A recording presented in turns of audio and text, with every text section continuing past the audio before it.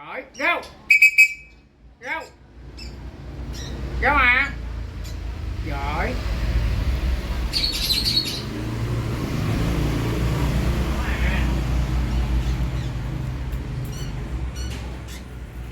Kiên go. Go. Go à. Giỏi. Được không?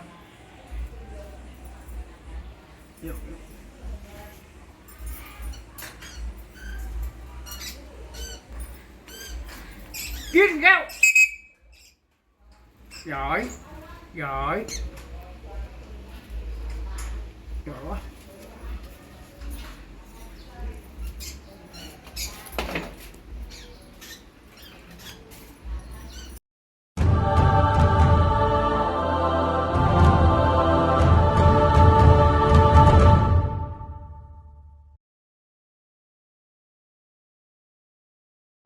Giỏi. Kiên. Lên.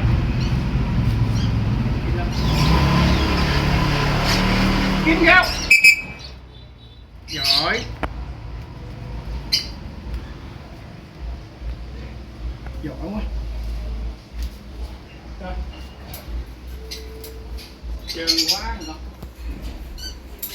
Kiên go. Giỏi. Kiên go. Giỏi.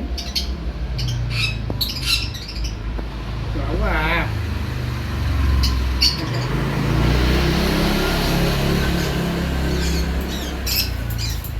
Gì vậy, chưa lên. Go.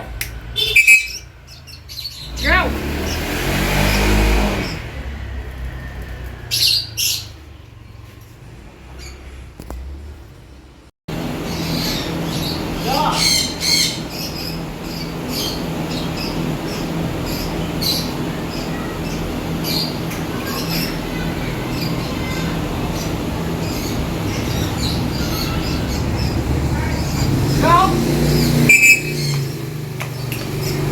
Giỏi.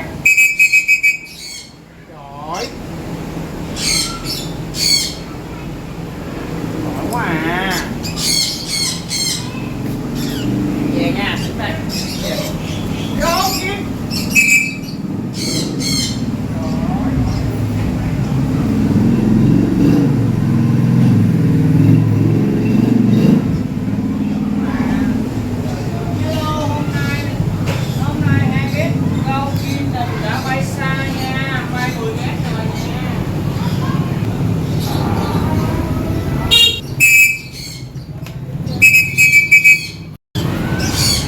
Go.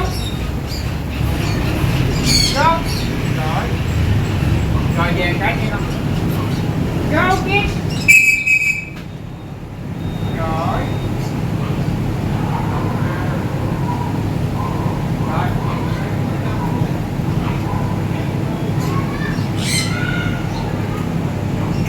Go Kiên.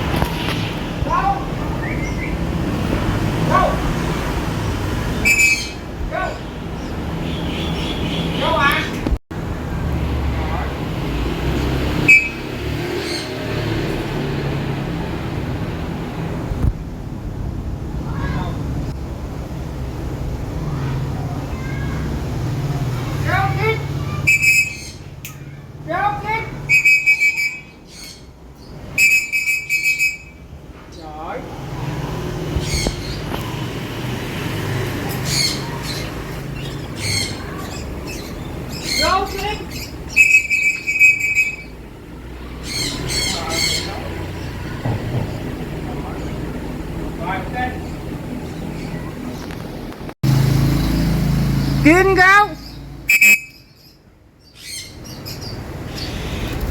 Rồi. Giỏi quá à. Chín. Giỏi. Cái à.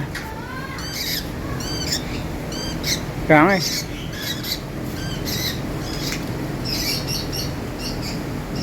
Chạy nát. Bắt xuống, bắt xuống. Gì vậy? Gì vậy trời, hai con vợ lòn hai con về hết luôn. Lại đây con nóng, con xoay người đi đừng cho nhìn thấy qua.